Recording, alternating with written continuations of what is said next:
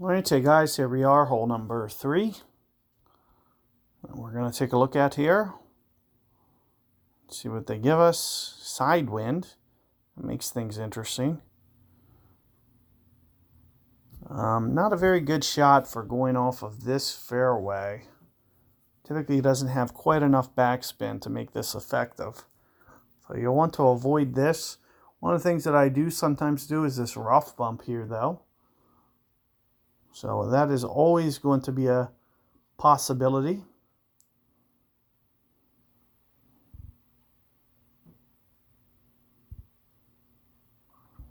Another thing that I like to do sometimes is rock it off the left fairway with some curl. It's another really good method.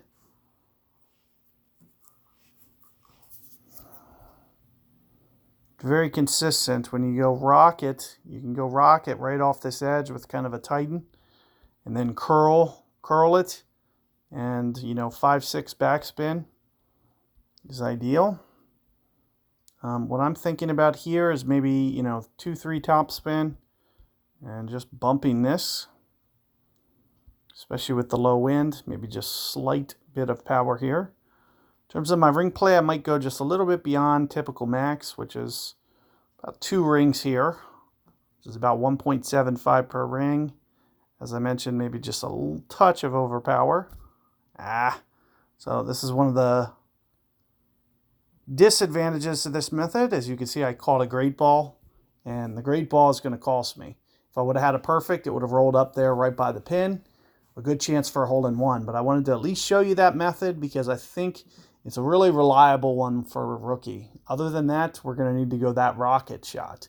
So if you don't have, the confidence to pull that off, or at least, if I hit a great left there, I'm okay. A great right is where it starts to leak in the problem. But also with a little bit more advanced extra mile, you might have an accuracy jump. But I will walk you through this pitch. It's still going to be slightly makeable. Just come down to perfect ball. So there's a good chance that you can still get it to fall. And, maybe with just a little bit less ring adjustment, I would have still been on the fairway. As you can see, I barely am in the rough. I mean, just barely.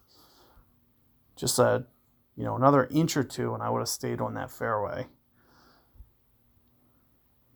So the only thing you'll see me do here is kind of keep it inside cup.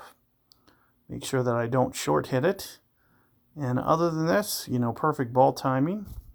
And it looks like I was able to get it. So we'll still be able to salvage our eagle in the event that, we do make that mistake.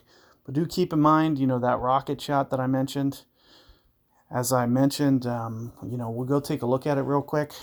But, as long as you have 5-6 tops backspin on your rocket, it should be good enough. I'm not sure what's on this account. So rocket on this account is 52.